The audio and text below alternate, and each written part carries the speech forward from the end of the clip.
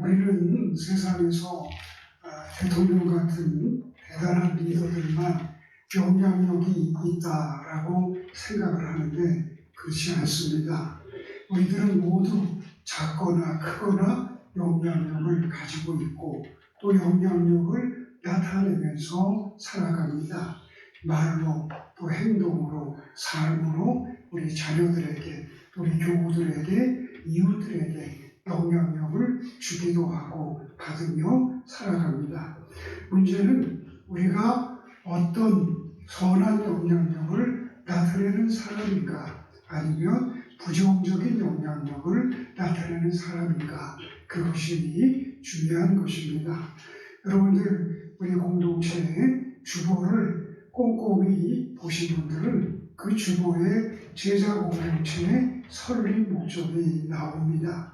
이 땅의 사람들에게 주님의 마음을 가르치고 훈계해서 제자로 양육해서 선한 영향력을 나타내는 크리스찬 리더로 만드는 것, 그게 우리 교회의 설립 이유이기도 합니다.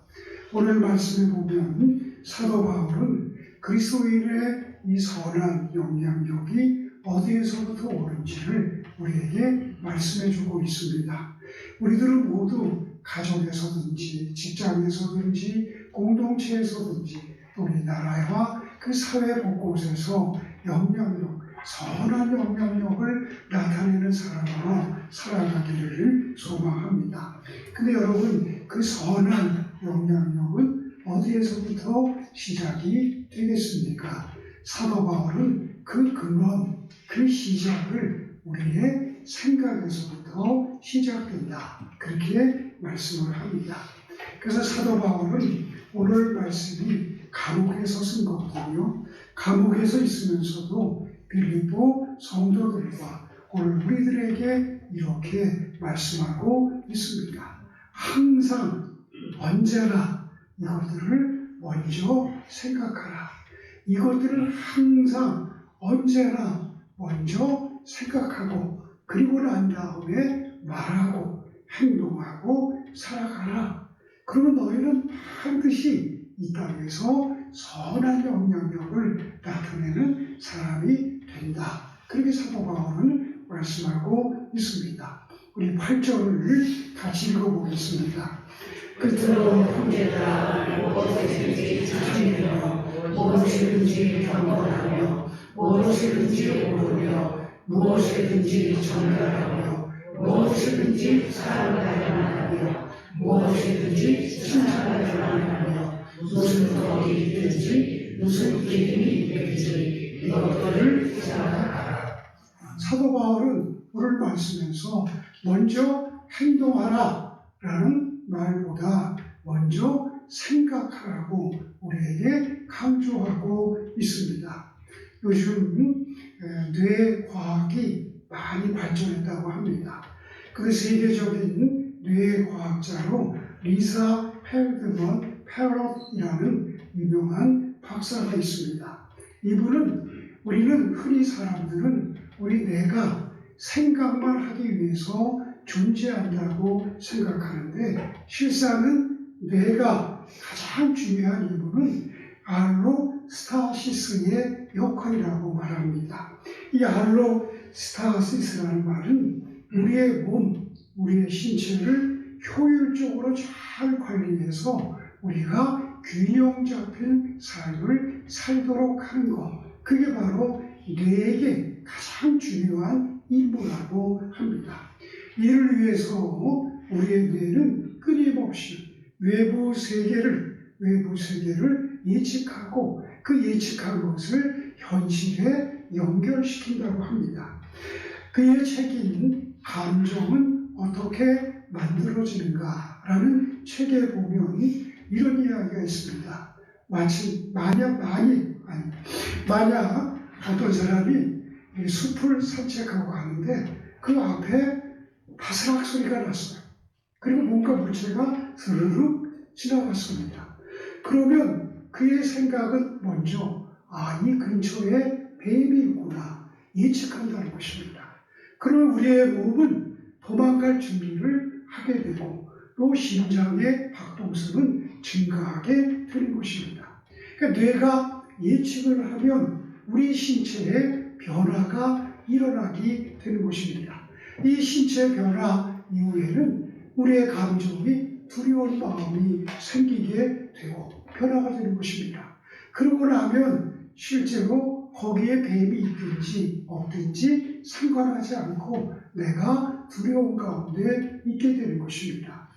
이처럼 뇌가 먼저 예측을 하면 우리의 몸이 반응하게 되고 우리의 감정도 동조하고 행동도 연결된다라는 것입니다. 여러분, 이런 일들은요, 우리의 삶 속에서도 자주 일어납니다. 누군가 나를 미워하는 것 같고 나를 몹시 싫어하는 것 같으면 나의 뇌는 그가 나에게 평범하게 눈짓을 보내도 나를 저게 나를 무시하는 거 아니야? 저거 나를 굉장히 그러는 거 아니야? 그런 눈빛으로 보고 내 몸이 싸울 준비를 한다는 것. 그래서 감정이 격렬해져서 그가 말을 하면 아주 거친 말을 뱉게 된다는 것입니다. 그러니까 나의 뇌는 그 사람의 평범한 눈빛도 내가 예측하는 것에 따라서 현실이 달라지는 것입니다. 그의 눈길이 어떤 의미가 있든지 어떤 의미가 없든지는 상관이 없습니다. 내 생각이나 내 예측이 나의 현실을 부정적으로 끌어가는 것입니다. 그래서 현실에서 어떤 사람을 만나거나 어떤 일을 경험할 때 내가 생각했던 그 예측이 나의 현실에 반영이 되고 감정이 동조가 되고 나의 행동으로 이어지게 된다는 것입니다. 그래서 사도 바울은 우리의 생각이 결국은 우리의 현실을 만든다고 믿은 것입니다. 그래서 너희가 행동하기 전에 말하기 전에 너희는 6가지를 반드시 생각하고 이 6가지를 고려해서 행동하고 말하고 살아가라고 권면을 하는 것입니다.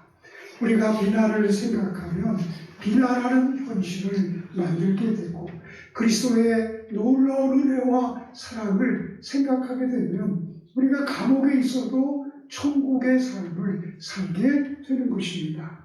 그렇다면 우리가 선한 영향력을 나타내기 위해서 생각해야 될 6가지가 무엇일까?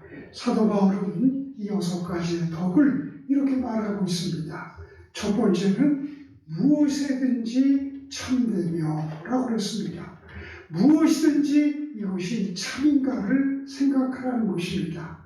참되다는 말은 진실되다는 것이고 거짓이 없고 가면을 쓰지 않는다는 것입니다. 두 번째는 무엇이든지 경건한가 생각을 하라는 것입니다. 이 경건하다는 말은 아무도 보지 않는 곳에서 하나님이 있는 것처럼 생각하고 살아가는 태도를 경건이라고 말합니다. 그러니까 이 경건이라는 말은 내가 지금 하나님 앞에 있다는 삶의 태도입니다. 여러분, 유교의 대학과 중용이라는 그 책에 보면 군자는 신독의 삶을 살아야 된다고 강조합니다. 이 신독이 뭐냐면 아무도 없을 때, 홀로 있을 때 도리어 몸가짐을 바르게 하고 언행을 삼가하는 것을 신독이라고 말합니다. 의를 얘기하면 하나님 앞에 있는 경건이죠. 또 세 번째는 무엇이든지 이것이 옳은 것인가를 생각하는 것입니다. 옳다는 것은 세상이 말하는 정의를 뛰어넘어서 이것이 하나님의 뜻에 맞는가, 하나님의 뜻을 찾는 것입니다. 무엇이 하나님의 뜻일지를 생각하는 것이 옳음이라는 것입니다. 네 번째는 무엇이든지 정결하며 무엇이든지 순수하고 더러움이 없는 깨끗한 마음으로 생각하라는 것입니다. 다섯 번째는 사랑을 무엇이든지 사랑받을 만하며 그랬습니다. 이 말은 한마디로 말하면 매력이 있어야 된다는 것입니다. 그 사람이 곁에 있으면 기분이 좋고 다시 만나고 싶고 또 따뜻하고 청렴한 마음에 매력이 빠지는 것이죠. 그래서 그분을 다시 보고 싶고 그리워하는 것을 말합니다. 여섯 번째는 무엇에든지 칭찬할 만하며 라고 했습니다. 이 말씀은 선한 영향력을 나타내는 모습입니다. 여러분, 초대교회 특징 가운데 하나를 사도행전 2장 47절에 보면 하나님을 찬미하며 온 백성에게 칭송을 받고 날마다 구원받는 숫자가 더하는 교회, 그게 초대교회의 특징이었습니다. 온 백성에게 칭송을 받는, 칭찬을 받는 교회였다는 것입니다. 그래서 사도 바울은 이 6가지를 항상 생각하라고 말씀을 하는 것입니다. 너희들이 이 땅에서 선한 영향력을 정말 나타내는 참다운 그리스도인으로 살기 위해서는 먼저 이 6가지를 항상 언제든지 말하기 전에, 행동하기 전에 먼저 생각을 하라는 것입니다. 사랑하는 성도 여러분, 오늘 한 해 이 6가지의 생각을 우리의 삶의 필터로 삼고 살아가는 은혜가 있기를 축복합니다. 우리들이 살아가면서 무슨 일을 만나든지 항상 이 6가지 필터가 작용되어서 우리가 판단하고 결정한다면 얼마나 좋겠습니까? 우리가 무슨 일을 하든지 어떤 사안을 받아들일 때 또 어떤 이야기를 듣거나 전해들 때 우리가 생각해야 될 첫 번째 필터는 이것이 참된 것인가 한번 질문하라는 것입니다. 내 생각이나 내 판단이 확인되지 않는 소문에 근거한 것인지 아니면 정말 팩트, 진실에 근거한 것인지를 생각한 다음에 말을 하고 행동하고 판단을 하라는 것입니다. 두 번째 필터는 우리가 어떤 생각을 할 때 이것이 경건할 것인가 라는 것을 질문해야 한다는 것입니다. 경건하다는 말은 조금 전에 말씀드린 것처럼 이것이 하나님 앞에도 괜찮은 것인가, 이 일이 하나님 앞에서도 깨끗한 것인가 질문을 해야 한다는 것입니다. 내가 지금 가려는 일이, 내가 지금 하려고 하는 일이 정말 하나님 앞에 당당하고 떳떳한 일인가, 내가 하는 말을 하나님 앞에서도 할 수 있는가, 경건한 말인지를 물어보라는 그런 질문입니다. 세 번째 질문은 내 생각이 과연 올바른 것인가 라는 것입니다. 내 생각이 과연 하나님의 뜻과 부합되는 것인가 질문하는 것입니다. 이 일은 하나님이 기뻐하시는 일인가 생각해 보라는 것입니다.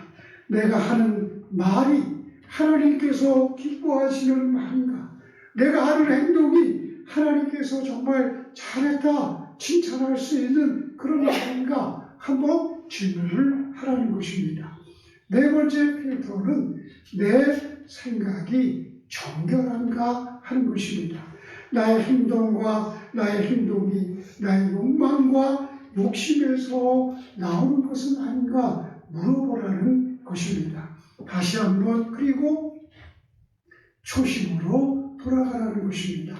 처음 하나님을 만났을 때 그 깨끗함, 그 순수함, 그리고 내가 첫 번째 세례를 받았을 때, 하나님께 첫 번째 직분을 받았을 때 그 순수함, 그 깨끗함, 첫 직장에 들어갔을 때, 첫 학교에 입학할 때, 사업을 처음 시작했을 때 그 순수함으로 돌아가서 생각을 해보라는 것입니다.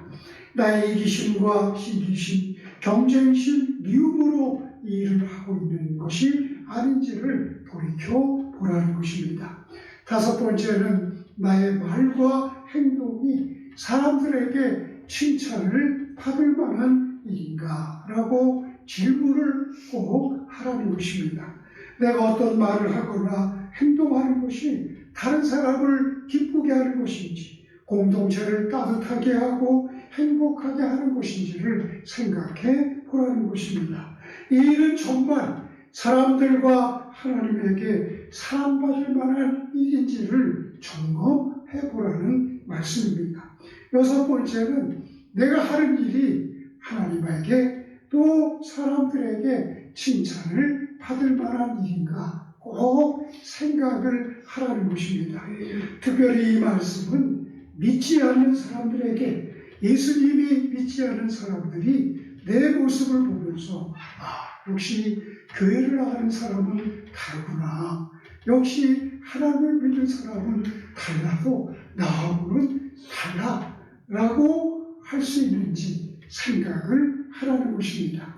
이 일이 공동체를 세우는 일인지, 하나님을 영광을 위한 일인지, 사람에게 상처를 주고 공동체를 무너뜨리는 일인지, 내가 하는 일이 정말 세상 사람들에게 박수를 받고 응원을 받고 칭찬을 받을 만한 일인지를 생각하라는 것입니다. 여러분, 이 6가지 필터, 6가지 덕목을 가지고 올 한 해 나의 생각의 흐름을 따라 필터링을 하면서 살아가는 은혜가 있기를 주님의 이름으로 축복합니다. 이 6가지가 뭐라고 그랬죠? 첫 번째는 이것이 참된 것인가, 두 번째는 이것이 경건한 것인가, 세 번째는 이것이 올바른 것인가, 네 번째는 이것이 정결한 것인가, 다섯 번째 이것이 사랑할 만한 것인가, 여섯 번째는 이것이 칭찬할 만한 것인가. 여러분, 그렇게 우리가 살아간다면 우리의 말과 행동과 삶이 훨씬 더 세상에 선한 영향력을 나타내는 삶을 살게 될 것입니다. 여러분, 그렇게 살아가야 될 이유가 있습니다. 왜냐하면 하나님의 교회는 이 세상에 선한 영향력을 나타내는 진원지가 바로 하나님의 교회이기 때문입니다. 요즘에 통용되는 말 중에 사이버 레카라는 용어가 있습니다. 여러분, 교통사고가 나면 그 현장에 누구보다도 빨리 달려오는 견인차 레카가 있잖아요. 거기서 온 말인데, 온라인상에서 어떤 논란이나 사건이 일어났을 때 재빠르게 유튜브 영상을 올려가지고 조회수를 늘려가지고 이익을 취하는 사람을 사이버 레커라고 말합니다. 여러분, 이런 사이버 레커 때문에 우리나라와 우리 사회가 얼마나 몸살을 앓고 있는지 모릅니다. 이들은 조회수를 늘려서 돈을 벌기 위해서 확인하지 않은 정보나 추측된 그런 것들을 마구 퍼뜨립니다. 심지어는 추측이 아니라 사건을 왜곡해가지고 자기의 목적에 그 영상을 올리는 경우도 얼마나 많은지 모릅니다. 이런 비열한 사람들 때문에 이런 사람들은 무엇이 참인지, 무엇이 정결한지, 옳은지를 질문하는 것은 그다지 의미가 없습니다. 그저 그것을 통해서 얻는 그 이익만이 중요한 것이죠. 여러분, 우리 사회가 나타나는 선동들이 대부분이 다 그렇습니다. 그들에게는 참도, 올바름도, 경건도 중요하지 않습니다. 한 사람이 인생이 망가져도 관심이 없습니다. 여러분, 지난해요, 백종원이라는 그 요리사 있잖아요. 참 유명한 사람이더라고요. 그 사람이 죽었다고 사망설을 했다고 아세요? 그래서 난리가 났었습니다. 얼마 전에는 탤런트 박근영 씨 사망했다고, 암으로. 여러분, 그래가지고 그 사람들이 얼마나 곤욕을 치르는지를 모릅니다. 그런데도 하나님 앞에 부끄럽지도 않느냐? 라고 그들에게 물으면 그들에게는 아무런 의미가 없습니다. 예전에 과거에는 이 사람 천벌이 무섭지 않아? 라고 얘기를 했지만 이런 사람들에게는 그런 게 관심이 없죠. 그리고 가끔 저도 이렇게 유튜브를 열어보다가 방금 터진 손흥민의 헤트트릭. 그래서 나 이거 보면은 그게 뭔지 아세요? 3년 전에 일어났어요.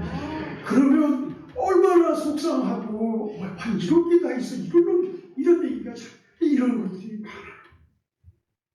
여러분 그래서 유튜브 보지 마세요. 저는요 유튜브 안 봅니다. 제가 보는 게 딱 하나, 두 개 정도 있는데 여러분 책 읽어주고 있잖아요. 그거는 참 정말 고맙더라고요. 좋은 책 이렇게 읽어요. 요새는 이 나이가 드니까 예전에 늘 책을 읽는 걸 좋아했는데 책 읽는 게 잘 안 돼요. 그래서 이제는 어디 산책할 때 책을 듣고 그 유튜브가 참 좋더라고요. 또 성경을 읽고 그런 걸 해야지 무슨 그 허접한 거 해봐야 내 영혼만 피폐해지고 내 마음에 기도의 자리만 빼앗겨요. 근데 이런 일들이 여러분 왜 일어날까요? 참됨이란 이 필터가 작용되지 않기 때문입니다. 무엇이 옳은지, 무엇이 정결한 것인지, 순수한 것인지라는 필터가 내 안에 작동하지 않기 때문입니다. 그래서 오늘날 세상을 보면 점점 악하게 번져가는 것을 봅니다. 이렇게 악함이 번져가는 세상 속에서 우리 그리스도인들이 어떻게 살아가야 하겠습니까? 우리는 이런 상황 속에서 어떤 삶의 방식으로 대응해야 할 것인지 질문하실 않을 수가 없습니다. 거짓이 뒤덮어버린 세상, 생명 존중이 상실된 세상, 오직 자기 이익만 추구하는 세상, 악함이 번져가는 이 세상에서 우리 교회가 할 일은 선한 영향력을 끊임없이 대응하고 흐르게 하는 것입니다. 여러분, 교회가 선한 영향력의 지도지가 교회가 되지 않으면 어디가 되어야 하겠습니까? 선한 영향이 번져가는 전초 기지도 교회가 되어야 되지 않겠습니까? 우리 대한민국에 7만 개의 교회가 있다고 하는데 이 7만 개의 교회에서 맑은 생명의 물이 퍼올라서 이것을 세상에 흘려보낼 수 있다면 세상이 얼마나 변화가 되겠습니까? 세상이 끊임없이 악함으로 나쁜 영향력을 준다 해도 우리 그리스도인들만큼은 저 사람은 내가 확신하는데 믿을 수 있어. 저 사람 말이라면 나는 믿을 수 있어. 저 사람이 하는 사업은 내가 신뢰할 수 있어. 저 사람이 하는 정치는 우리가 희망을 가져도 돼. 이런 말을 들을 수 있는 우리 그리스도인들 교회가 되어야 하지 않겠습니까? 선한 영향력은 우리의 생각에서 시작된다고 하였습니다. 근데 이 선한 영향력은 우리의 선한 행동과 삶으로 꽃을 피워야 합니다. 그래서 사도 바울이 이렇게 말을 합니다. 우리 빌립보서 4장 1절을 함께 읽겠습니다. 그러므로 나의 사랑하고 사모하는 형제들 나의 기쁨이요 멸류관이 사랑하는 자들아 이와 같이 주 안에 서라. 오늘 이 말씀을 전하는 사도 바울은 지금 감옥에 있습니다. 바울 자신은 자신을 비방하고 핍박하는 사람들에게 지금 엄청난 고생, 바울은 평생 엄청난 핍박과 고난을 받았습니다. 바울을 공격했던 사람들은 바울이 직접 12사도처럼 예수님을 따라다니지 않았잖아요. 그러니까 사도 바울을 가짜 사도라고 주장을 했습니다. 그리고 사도 바울에게는 그래서 늘 가짜라는 말, 가짜 사도라는 말이 늘 따라다녔습니다. 그래서 여러분 바울의 그 서신서를 보면 바울은 자기의 서신서를 쓸 때마다 맨 처음에 자기는 예수 그리스도가 직접 불러서 사도가 된 그 사도라는 것을 증명하고 있습니다. 근데 그것만이 아닙니다. 사도 바울이 교회로부터 전도 헌금을 받고 복음을 전했는데 그 전도 헌금을 착복했다고 또 거짓 소문을 퍼뜨리기도 했습니다. 또 그것만이 아닙니다. 사도 바울이 스스로 천막을 만들어서 그 천막을 팔아서 돈을 만들고 스스로의 비용으로 전도를 한 것을 가지고도 비방을 했습니다. 아니 진짜 사도라면 왜 당당하게 교회에다가 돈을 요구해서 교회 돈으로 선교를 해야지. 사도에 자신이 없으니까 자기가 돈을 벌어서 자기 돈으로 왜 전도해? 사도들은 다 지원을 받아서 전도하는데 그러면서 비방을 했던 것이죠.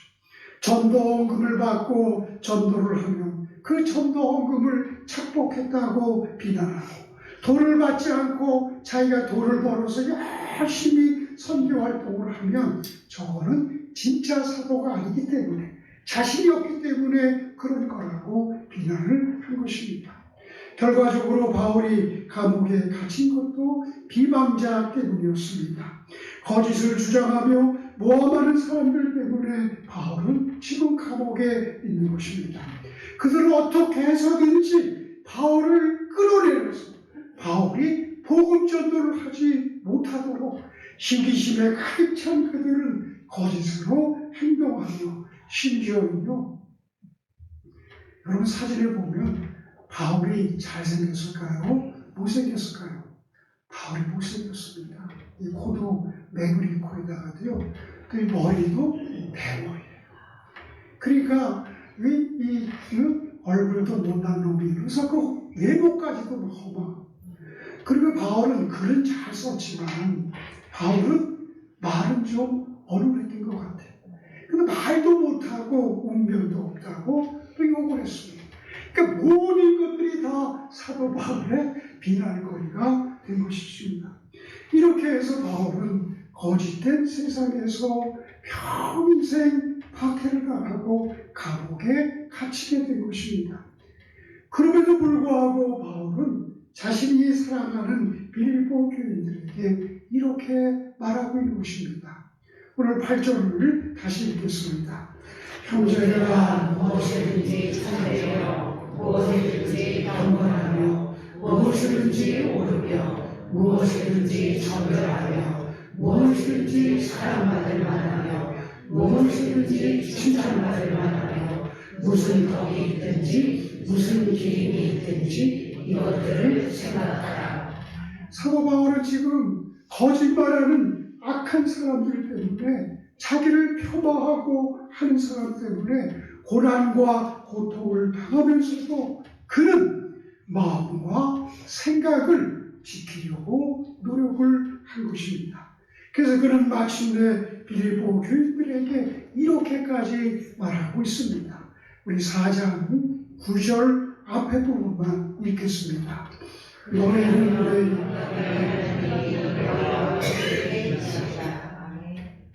자기 생각을 지키기 위해 노력한 바울은 내가 이렇게 살았던 것처럼 너희도 이렇게 나처럼 살기를 바란다. 그래서 너희들 내게서 배우고 받고 듣고 본 바를 그대로 살면 된다. 그렇게 말하고 있는 것입니다. 여러분, 선한 영향력은 생각에서 시작되지만 나아가 우리의 행동과 삶으로 꼭 배워야 하는 것입니다. 생각에만 머물러 있는 선함은 고여있는 물과 같습니다. 그 생각이 마디를 통해서 옆에 사람에게 흘러가려면 행동이라는 펌프가 있어야 되는 것입니다.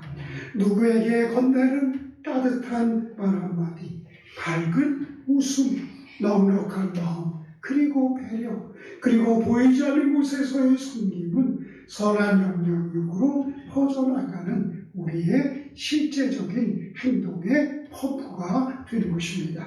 그때 주어지는 하나님의 약속의 말씀이 있습니다. 우리 4장 9절을 마지막 절을 함께 읽겠습니다. 거기 잘못 나오는데 먼저 앞에 거를 읽으시면 좋겠는데 함께 읽겠습니다. 그리하면 평강의 하나님이 너희와 함께 계시리라. 여기에 평강은 편안한 기분에서 오는 것이 아니라 평강의 하나님은 우리에게 오셔서 우리의 삶에 직접 개입하시고 우리의 삶에 직접 동행하시고 함께 하신다라는 말입니다. 여러분 성경에 이 6가지 덕목을 온전히 이루는 사람이 있습니다. 그럼 누구인 줄 아세요? 요셉이라는 사람이었습니다. 요셉은 정말 이 6가지 생각, 아름다운 덕목을 생각하며 필터링하면서 살았던 사람입니다. 요셉은 먼저 참됨과 경건함이라는 생각의 필터를 장착했던 사람이었습니다. 그래서 노예로 팔려간 보디발의 집에서 우리가 아는 대로 매일같이 그 주인 여자가 요셉을 유혹했습니다. 나하고 하룻밤만 자자. 나하고 하룻밤만 자자. 네가 원하는 것 내가 다 해줄게. 근데 요셉이 어떻게 했죠? 내가 하나님 앞에, 살아있는 하나님 앞에 내가 어떻게 득지하리요? 나는 할 수 없습니다. 그리고 그 자리를 보존하고 떠난 거죠. 그 일 때문에 요셉은 감옥에 가는 너무나 억울한 상황을 만났지만 참됨과 경건함의 필터로 자신의 신앙을 지켜냈습니다. 또한 요셉은 옳음과 정결함의 사람이었습니다. 그는 형들에 의해서 구덩이에 던져지고 감옥에 갇히는 억울한 세월을 보냈습니다. 보통 사람 같으면 어떻죠? 복수의 칼을 갈았겠죠. 증오의 칼을 갈았겠죠. 그러나 요셉은 억울함과 배신, 그 분노의 마음, 그 더러운 찌꺼기를 정결함의 필터로 다 걸러냈습니다. 훗날 총리가 되어서 얼마든지 복수할 기회가 왔음에도 요셉은 개인적인 원한을 푸는데 권력을 사용하지 않았습니다. 오직 그는 생명을 구원하시는 하나님의 선한 뜻을 찾기만 했습니다. 그래서 요셉은 어디를 가든지 무엇을 하든지 가는 곳곳마다 요셉은 사랑받는 사람, 칭찬받을 만한 사람으로, 선한 영향력을 나타내는 사람으로 요셉 그 넓은 세계에 최고의 으뜸이 되고 세계에 생명과 구원을 주는 영향력 있는 사람이 됐던 것입니다. 그는 보디발의 집에 가서도 감옥에서도 사랑을 받았습니다. 심지어 애국의 통치자 바로에게까지 나는 이렇게 하나님의 영에 감동된 사람을 내가 지금까지 만나보지 못했다. 이 나라에 이런 사람을 내가 만나보지 못했다. 그래서 애굽에서 요셉을 총리로 세운 거죠. 여러분, 하나님을 모르는 사람들조차도 저 사람을 보니까 하나님이 살아있는 것 같구나 라고 인정과 칭찬을 들을 정도였습니다. 그래서 요셉의 이야기에서 성경이 반복해서 하는 말씀이 있습니다. 그 말씀이 무엇이죠? 창세기 39장 2절을 앞에 부분만 읽겠습니다. 여호와께서 요셉과 함께 하시고 그가 형통한 자가 되어. 또 39장 23절 후반절 읽겠습니다. 이는 여호와께서 요셉과 함께 하시리라. 여호와께서 그를 범사에 형통하게 하셨다. 요셉이 선한 영향력을 나타내는 사람이 된 것은 평강의 하나님이 그와 함께 있기 때문입니다. 사도 바울 역시 똑같은 말을 하고 있습니다. 우리 4장 9절 후반절을 다시 읽겠습니다. 그리하면 평강의 하나님이 너희와 함께 계시리라. 하나님의 선함을 생각하고 선한 영향력을 나타내는 사람에게 하나님은 축복을 한 가지 약속하셨습니다. 그 약속이 뭐죠? 평강의 하나님이 너와 어디서든지 언제든지 항상 너와 함께 한다는 것입니다.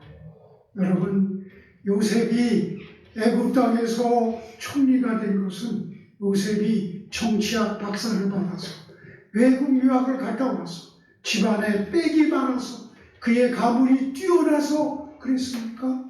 아닙니다. 오직 평강의 하나님이 요셉과 함께했기 때문입니다. 요셉은 마음속에 들어오는 모든 생각과 감정을 6가지 선한 필터로 걸러내면서 살았습니다. 선한 영향력은 거창한 구호로 이루어지지 않습니다. 오늘 여러분의 마음속에 품은 하나의 선한 생각에서 시작되는 것입니다. 즉, 참된 것, 또 경건한 것, 옳고 청결하고 사랑받을 만한 것, 칭찬받을 만한 생각에서부터 선한 영향력은 시작이 됩니다.